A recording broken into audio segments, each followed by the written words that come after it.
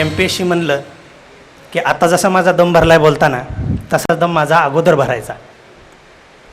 तसं पाहायला गेलं तर ग्रामीण भागामध्ये जन्म झाला. शिकून पुढं काय व्हायचं हे 12वीपर्यंत माहीत नव्हतं. आईवडिलांना एवढंच माहीत होतं की हुशार आहे, ह्याने शिकावं, कुठंतरी नोकरी करावी. पण कोणती नोकरी यांनी करावी हे आईवडिलांनीही ठरवलं नव्हतं. मीही ठरवलं नव्हतं, फक्त शिकत होतो. कधीतरी नोकरी लागेल या अपेक्षेने 12वीपर्यंत गेलो. 12वी पास झालो, मार्क चांगली होती म्हणून काही जणांनी सांगितलं की DEDला जा. DEDला गेलो, शिक्षक झालो आणि शिक्षण सेवक या पदावरती कार्यरत झालो. ग्रामीण भागामध्ये लग्न हा लगेचच उरकण्याचा कार्यक्रम समजला जातो.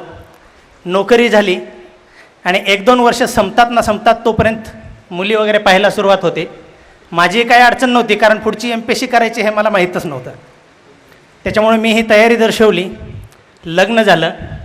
लग्नानंतर 2 वर्षानंतर एक लहान बाळ झालं आणि बाळ झाल्यानंतर मला ऐकायला मिळालं की MPSC हे सुद्धा एक करिअर म्हणून निवडता येतं. तसं पाहायला गेलं तर अनेकांची अशी अडचण असते की मी MPSC करतोय म्हणून लग्न थोडा वेळ थांबू द्या. माझा प्रवास उलटा झाला. लग्न झाल्यानंतर, लहान बाळ झाल्यानंतर मी अभ्यासाला लागलो. पत्नीनेही सहकार्य केलं, सांगितलं तुम्हाला अभ्यास करायचा असेल तर करा. आणि त्या दिवसापासून MPSCच्या प्रवाहात आलो. खरं तर कुणाला सांगण्याचं धाडसच होत नव्हतं की मी MPSCचा अभ्यास करतोय. काही पुस्तकं मिळवली, त्या पुस्तकाच्या आधाराने अभ्यासाला सुरुवात केली. स्वप्नही पहा, अनेकांचा प्रवास असा असतो, UPSC, नंतर MPSC, नंतर STI आणि शेवटी PSI. माझा प्रवास उलटा, पहिल्यांदा PSI. PSIची तयारी सुरू केली.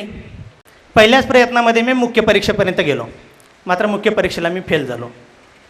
त्याच्यानंतर पुन्हा ठरवलं की पुढच्या प्रयत्नामध्ये आपण निश्चितच PSI व्हायचं. दुसऱ्या प्रयत्नात पुन्हा मी फिजिकलपर्यंत गेलो. कागदपत्र गोळा करत असतानाच माझा अपघात झाला. सुदैव का दुर्दैव आज सांगू शकत नाही, कारण त्या अपघातामध्ये माझा पाय फ्रॅक्चर झाला. फिजिकलला जाऊ शकलो नाही. आता म्हणलं आपलं PSIचा दरवाजा बंद झाला. मग आता काय करायचं? आता STI करायचं. STIची सुरुवात केली. पहिल्या 2 वेळा मी फेल झालो. मुलाखतीपर्यंतही गेलो नाही. आता पाठीमागच्या 2 महिन्यापूर्वी जो रिझल्ट आला त्या रिझल्टमध्ये मी STI पात्र झालो की STIला मी पास झालो. STIचं पद मिळालं. खूप आनंद झाला. मात्र पाठीमागच्याच वर्षापासून मी राज्यसेवा द्यायला सुरुवात केली. गेल्या वर्षीची जेव्हा मी राज्यसेवा दिली होती तेव्हा मी आपल्या तोंडी परीक्षेपर्यंत गेलेलो होतो. मात्र जेव्हा मुलाखतीला जात होतो तेव्हा काहीच माहीत नव्हतं की मुलाखत कशावर असते, काय प्रश्न विचारतील, काय करतील. म्हणून पुण्यात आलो आणि अकॅडमीच्या माध्यमातून मार्गदर्शन घ्यायला सुरुवात केली. अकॅडमीतून मला तारीख मिळाली की या तारखेला या, तुमची मुलाखत होईल. इन्शर्ट आजपर्यंत कधी केला नव्हता, शालेय जीवनामध्येच केलेला असेल. मुलाखतीला येऊन हॉलमध्ये बसलो तेव्हा आपण सगळ्यापेक्षा वेगळं आहे याची जाणीव तेव्हाच झाली की आपला इन्शर्ट नाही, पायात बूट नाही, कमरेला बेल्ट नाही आणि आलो आहे तर मुलाखतीला. बरं झालं मॉक इंटरव्ह्यू होती. मॉक इंटरव्ह्यूला आज जायचा काय धडा होईना, कारण आपण तयारीच काय केली नाही. आपली कपडेसुद्धा ज्या पद्धतीनं पाहिजेत. बरेच जण तिथं म्हणायला लागले की ह्या कलरचा ड्रेस असतो, त्या कलरचा ड्रेस असतो. आम्ही नेहमीप्रमाणे चेक्सचे शर्ट ग्रामीण भागात जसे असतात तसे घालून आलेलो. आल्यानंतर आता ठरवलं मुलाखत तर द्यायचे, पण मुलाखतीला जायचं म्हणलं की घरून बऱ्यापैकी पैसे आणलेले होते. बाहेर पडलो, शूज वगैरे घेतले, बेल्ट घेतला आणि मुलाखतीला गेलो. मुलाखतीचं तिथलं वातावरण पाहिल्यानंतर वाटलं जर अशीच मुलाखत आपली तिथं झाली तर निश्चित आपल्याला पद मिळेल, यात काहीही गैर नाही. पण मित्र हो, तिथल्या मुलाखतीला गेलो. तिथल्या मुलाखत मला चांगली झाली असं मला तरी वैयक्तिक वाटायचं. आणि तसं बघायला जर गेलं तर मुलाखत कशी झाली असं म्हणल्यावर कुणीही म्हणत नाही की मुलाखत वाईट झाली, कारण आपण जे बोलतो ते आपल्याला चांगलं वाटलं हेच बोलतो. त्या ठिकाणी मुलाखतीतही मला चांगली मार्क मिळाली. आता तोपर्यंत आमच्या भागात सगळ्यांना माहीत झालं होतं की हा MPSC करतोय. निकाल लागला, नेटवर बघायचं, ह्याचं नाव नसलं की फोन करायचा, अरे ते निकाल लागला वाटतं, तुझं काय झालं. काहीच सांगता येत नव्हतं. फक्त मी एकच सांगायचो, पास झालो, पद मिळालं नाही. एक जण सुज्ञ होता, त्यांनी विचारलं हे असं कसं काय सांगतो, पास झालं पद मिळालं नाही. बरोबर आहे ना म्हणलं, MPSCत नापास कोणच होत नाही, फक्त पद मिळतं किंवा मिळत नाही. या पद्धतीनं आम्ही आमची वाटचाल करत आलो. प्रत्येकाला प्रेरणा असते, तशीच मलाही काही जणांकडून प्रेरणा मिळाली. सगळ्यात महत्त्वाचं मी माझ्या आईचं सांगेल. तिचं प्रेम होतं म्हणून की काय, मी MPSCचा अभ्यास करायला लागलो की ती म्हणायची, बास कर, कशाला अभ्यास करतोय, अरे इतकं कुठं जीवाला ताप करून घेतात का. त्यात तिचं प्रेम होतं. तिला वाटत नसावं का की याने साहेब हो, पण तिलाही जाणवलं होतं हे चांगलं दमलं आहे आता, तरी अजून हे अभ्यास करतोय. पण प्रत्येक वेळी आईचं हेच असायचं की आता अभ्यास बास कर, अभ्यास बंद कर. अरे एकाच वेळी किती कामं करतो. कारण मी शेतीही करायचो, मी शिक्षकाची नोकरीही करायचो. मधल्या काळामध्ये मी ग्रामीण भागातील जे काही पोलीस भरतीची तयारी करणारे विद्यार्थी आहेत त्यांचे मोफत क्लासेसही घ्यायचो. आणि हे सगळं करत असताना अभ्यास कसा करायचा हा एक प्रश्न निर्माण झाला होता. पण मित्र हो, ग्रामीण भागातून आलो आहे आणि तुमच्याशी हितगुज करताना मला फक्त एक महत्त्वाचं सांगावंसं वाटतं की अनेक वेळा जेव्हा आपण वाचतो की एखादा विद्यार्थी 18 तास अभ्यास करतोय, 20 तास अभ्यास करतोय, मी आजपर्यंत किंवा बरेच दिवस MPSCच्या जवळ न जाण्याचं कारण असं होतं की MPSCला कुठलाही कसाही प्रश्न विचारतात, बस निम्मं धाडशी तर संपलं. दुसरं असं ऐकायला मिळायचं की MPSCचा अभ्यास 18 तास 20 तास केला पाहिजे. म्हणलं आपल्याला हे आपल्या आवाक्यात नाही. पण MPSCची सुरुवात केली आणि नंतर जाणवायला लागलं की जर आपण मनापासून केलं तर किती तास अभ्यास केला याच्यापेक्षा कसा अभ्यास केला हे महत्त्वाचं आहे. मित्र, फक्त तुम्हाला प्रेरणा मिळावी म्हणून मी या ठिकाणी सांगतो. कारण या ठिकाणी आमचा जो सत्कार झाला त्या सत्काराबद्दल मी अकॅडमीचं तर आभारी आहेच. मात्र त्याचवेळी मी तुम्हाला असं सांगू इच्छितो की ह्या सत्काराला जेव्हा तुम्ही येता तेव्हा आमच्यासाठी येऊ नका. कारण आम्ही तर झालो आहे, आम्ही पास आऊट झालो आहे म्हणजे तुमच्यापेक्षा वेगळं आहे असं काही नाही. तुमच्यापेक्षा कदाचित 1-2 मार्क जास्त असतील. तसं बघायला गेलं तर प्री परीक्षा पास झाली तेव्हा मीही काटावरच पास झालो होतो, 1च मार्क जास्त होता. असं काही जास्त मार्क होती म्हणून आम्ही या पदावरती पोचलो अशातला प्रश्न नाही. फक्त या कार्यक्रमाला आल्यानंतर तुम्हीही एक गोष्ट आपल्या मनात निर्माण केली पाहिजे की हा सत्कार यांच्यासाठी नाही, हा सत्कार आमच्यासाठी आहे. जे ऐकाय आले त्यांच्यासाठी आहे. त्यांच्या मनाच्या गाभाऱ्यात कुठंतरी एक प्रेरणेची ज्योत जर निर्माण झाली आणि हा कार्यक्रम ऐकून, हा सत्काराचा समारंभ पाहून जर का आणखी 10 जण आणखी नेटाने अभ्यासाला लागले तर निश्चितच त्यांना यश मिळाल्याशिवाय राहणार नाही.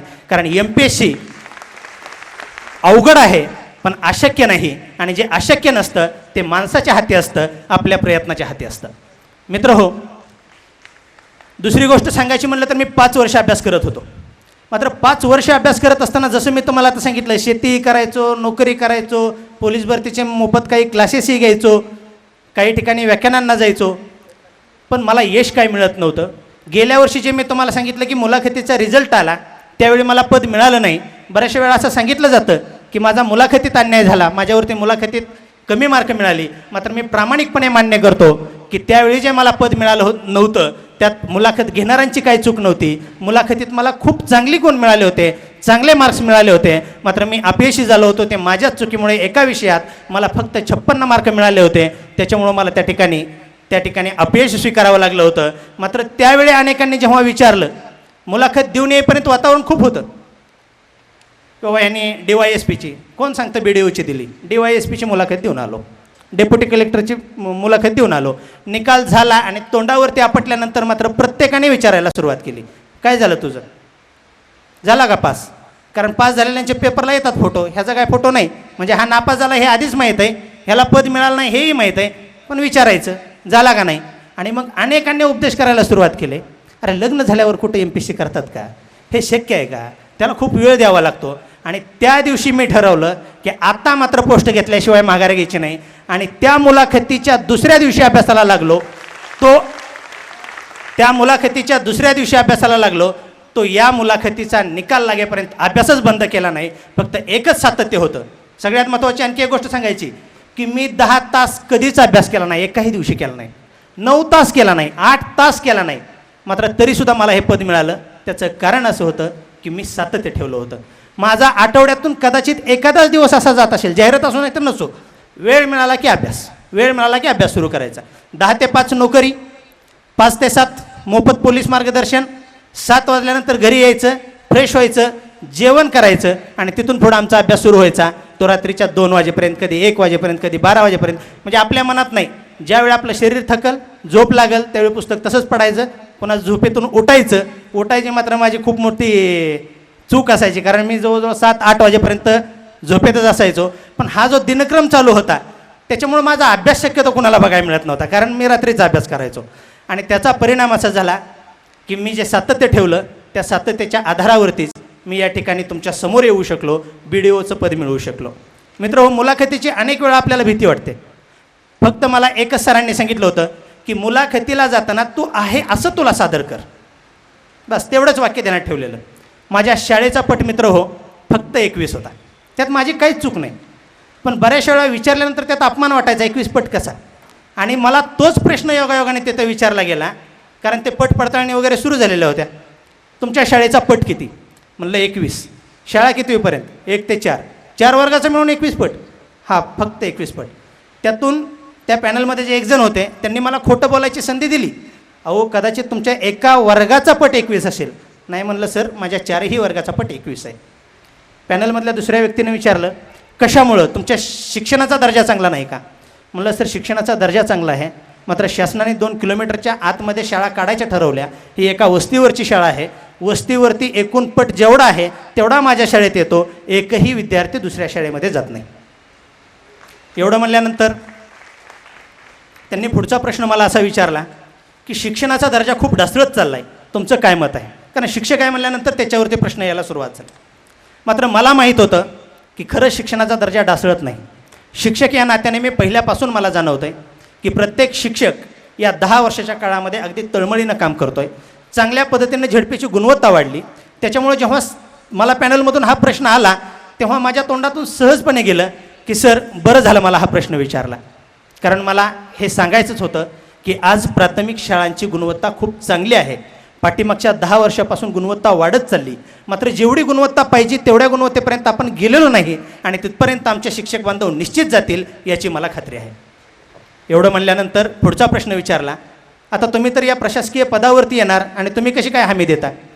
कारण सर, मी शिक्षक आहे, तसेच अनेक शिक्षक आहेत की जे या शिक्षण क्षेत्रासाठी कार्य करत आहेत, ते चांगल्या पद्धतीने कार्य करतील. नंतर मला विचारलं, तुमचा छंद कोणता? मी सांगितलं छत्रपती शिवाजी महाराजांविषयी वाचन करणं. त्यांना संधी सापडली आणि त्यांनी असं विचारलं की सांगा छत्रपती शिवाजी महाराजांविषयी. मग आपण सांगायला सुरुवात करतो, जन्म शिवनेरी वगैरे. एकच वाक्य बोललो की ते म्हणले, जे सगळ्यांना माहीत आहे ते सांगू नका, तुम्ही काय वेगळं सांगचाल छत्रपती शिवाजी महाराजांविषयी? त्यावेळी मी फक्त एक वाक्य सांगितलं होतं आणि त्याच्यावरती एकही क्रॉस क्वेश्चन त्यांनी केला नाही. म्हणलं, छत्रपती शिवाजी महाराज हे राजे झाले नव्हते, त्यांना राजे केलं गेलं आणि ते राजे करण्याचं काम त्यांच्या जिजामात्यांनी केलं. एवढं एकच मी सांगितलं, त्याच्यावरती मला एकही क्रॉस क्वेश्चन केला नाही. खरं तर छंदाचा विषय निघाल्यानंतर पाय लटपटू लागले होते, मात्र जेव्हा त्यांनी विचारलं वेगळं वाक्य सांगा आणि जिजामातेविषयी एवढं वाक्य सांगितल्यानंतर एकही क्रॉस क्वेश्चन त्यांनी मला केला नाही. मित्रांनो, नंतर आणखी एक प्रश्न शिक्षण क्षेत्रावरती त्यांनी मला विचारला होता. बऱ्याच वेळा आपण म्हणतो की तयारी करून गेलं पाहिजे, पाठ करून गेलं पाहिजे, पण हे कसं पाठ करणार? त्यांनी असा प्रश्न विचारला की ज्या तुमच्या प्राथमिक शाळेमध्ये शिक्षक विद्यार्थी तयार झाला, तो जेव्हा 11-12वीत जातो आणि त्याला जर विचारलं की 27चा पाढा सांग, 28चा पाढा सांग, तर त्याला पाढा येत नाही. नाहीच येत, हे मान्य आहे. मला सुद्धा जर ते म्हणले असते तुम्ही शिक्षक आहे, 28चा पाढा म्हणून दाखवा, तर कदाचित मीही गोंधळलो असतो. 11-12वीतल्या मुलांना 28चा किंवा 29चा पाढा येत नाही, तरीसुद्धा तुम्ही म्हणताय की शिक्षणाचा दर्जा सुधारला, याविषयी तुम्ही काय सांगाल? त्यामुळे मी एकच सांगितलं होतं की सर, शिक्षणातून पाढं हे साध्य नाही, शिक्षणातून गणिती क्रिया हे साध्य आहे आणि ते गणिती क्रिया येण्यासाठी पाढं हे साधन आहे. जर विद्यार्थ्याला गणिती क्रिया येत असतील तर पाढ्याला काय जास्त महत्त्व द्यायचे? अशा पद्धतीने आमची मुलाखत ही पार पडली. काही जे बाउन्सर येतात असं ऐकून होतो, तसा एक बाउन्सर मलाही आला होता आणि मी बोलत असताना मला पॅनलमधील एका मेंबरने विचारलं की तुम्ही पुढाऱ्याच्या शैलीमध्ये बोलताय. थोडासा गोंधळलो होतो, पण सहजपणे पुन्हा लगेच उत्तर दिलं, कारण ते खरंच होतं की मी कुठल्याही पुढाऱ्याची ॲक्टिंग करत नाही किंवा पुढाऱ्याप्रमाणे बोलण्याचा प्रयत्न करत नाही. कदाचित जर तुम्हाला तसं वाटत असेल तर तो कदाचित योगायोग असेल, मी स्वतःहून तसं करत नाही. अशा पद्धतीने आमची मुलाखत पार पडली. मुलाखतीतून बाहेर आल्यानंतर सगळ्यात महत्त्वाचं आणखी एक वाक्य सांगायचं राहिलं की मुलाखतीमधला प्रसंग, कारण मी माझं सांगण्यापेक्षा तिथं जो अनुभव आला, तिथं ज्या पद्धतीनं आपण ब्लॉक होतो तेही तुम्हाला सांगितलं पाहिजे. आणि त्या दृष्टीनं मी सांगतो की तिथं मला एक प्रश्न विचारला होता की तुमचा आवडता विषय कोणता? आता मला माहीत होतं माझा BAला विषय इतिहास आहे. आवडता विषय जर मी इतिहास सांगितला तर प्राचीन इतिहास, मध्ययुगीन इतिहासाविषयी मी अजून बऱ्याचशा प्रमाणात अज्ञात आहे. म्हणून मी त्यांना सांगितलं होतं की माझा आवडता विषय राज्यशास्त्र आहे. मला वाटलं होतं काहीतरी त्यांना प्रश्न विचारायचे असतील, पण मला त्यातून त्यांनी प्रश्न विचारला नाही. त्यांनी फक्त पुढं एक क्रॉस क्वेश्चन केला की जर तुमचा BAला आणि MAला इतिहास स्पेशल आहे तर तुम्हाला राज्यशास्त्र का आवडतं? म्हणजे ब्लॉक. त्याचं उत्तर माझ्याकडे तयार नव्हतं. म्हणजे एका संकटातून सुटण्यासाठी जो मार्ग स्वीकारला होता तो त्या ठिकाणी दुसऱ्या संकटापर्यंत घेऊन गेला. मात्र तिथून सावरण्याचा प्रयत्न केला आणि कसं बसं उत्तर दिलं ते मलाही आवडलं नव्हतं. फक्त एवढंच सांगून आलो की सर, मला राज्यशास्त्र यासाठी आवडतो की जेव्हा आपण दैनंदिन जीवनामध्ये जे आपले व्यवहार चालू आहेत या व्यवहारामध्ये आता राज्यशास्त्राचा आणि आपला बराचसा जवळचा संबंध येतो आहे, त्याच्यामुळे हा विषय आवडतो आहे. कदाचित ते उत्तर आवडलं होतं का नव्हतं त्यांना हे मला माहीत नाही. पुढचा एक क्रॉस क्वेश्चन झालेला की मुलांचं आणि मुलींचं जे प्रमाण आहे त्याच्यावरती विषय निघाला आणि विषय निघाल्यानंतर ते म्हणाले की आपल्या महाराष्ट्राचं स्त्री पुरुष प्रमाण किती. आकडा त्यांना अपेक्षितच नसणार. मी आकडा सांगितला की लगेच ते म्हणाले ते तर सगळ्यांनाच माहीत आहे, हे योग्य प्रमाण आहे का ते सांगा. म्हणलं नाही, हे योग्य प्रमाण नाही. मग योग्य प्रमाण किती असावं असं वाटतंय तुम्हाला? पुस्तकातून वाचलेलं ज्ञान होतं. म्हणलं सर 950च्या आसपास महिला असाव्यात 1000 पुरुषांच्या पाठीमागं. असं का?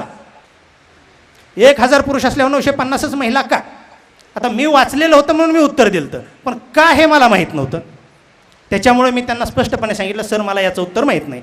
मला वाटलं आता सुटका होईल, पण ते सोडतील तर ना. त्यांनी पुढं असं विचारलं, मी समजावून सांगतो ना.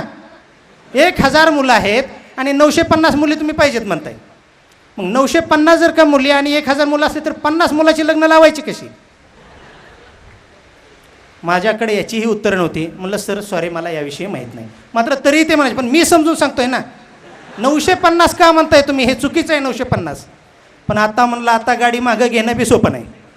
फक्त एकच ठरवलं 950 एके 950. कारण मला माहीत होतं की बऱ्याचशा पुस्तकात मी 950 वाचलं आहे. म्हणून मी एवढंच म्हणायचो की तज्ज्ञांचं मत 950 आहे, पण 950 कसं हे मी प्रेझेंटेशन करू शकत नाही. म्हणजे अशा पद्धतीने आपल्याला काही ठिकाणी ब्लॉकही व्हावं लागतं.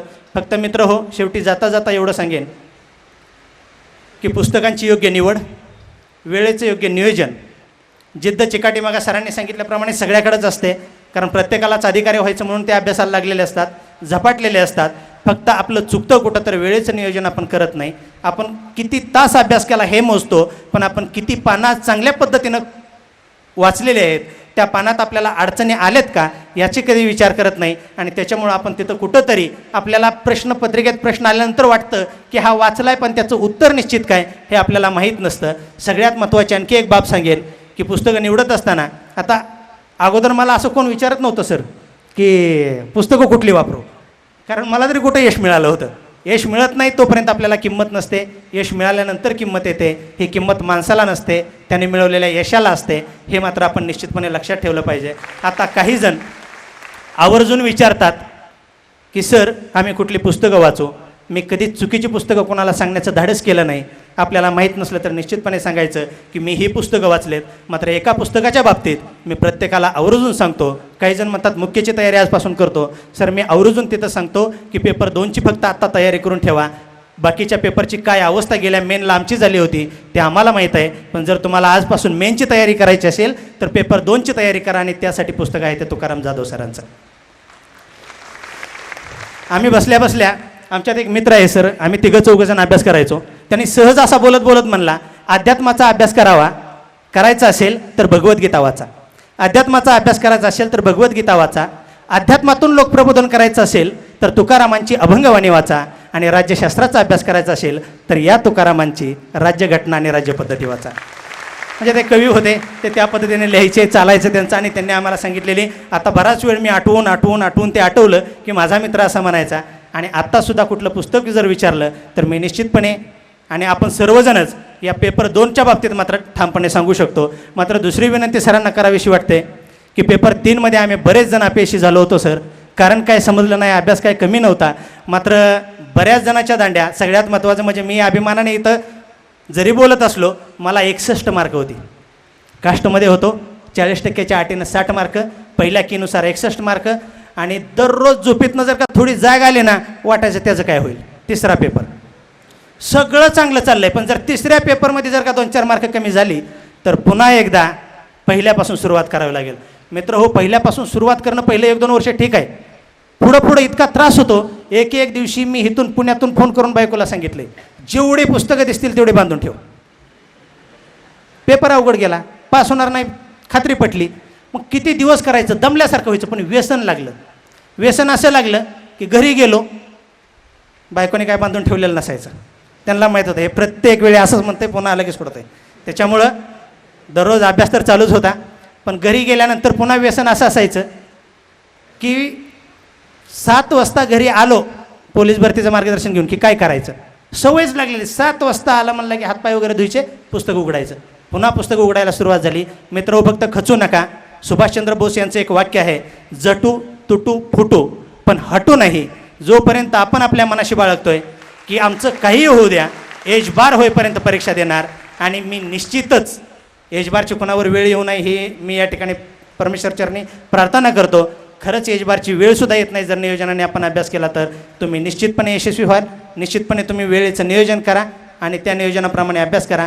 मी माझा ऐकून घेतल्याबद्दल सर्वांचा आभार मानतो आणि या ठिकाणी आमच्या ज्यांनी पोस्ट मिळवली त्यांचा सत्कार केला त्याबद्दल सरांचंही आणि त्यांच्या सर्व स्टाफचा आभार मानतो आणि मी आपला निरोप घेतो. धन्यवाद.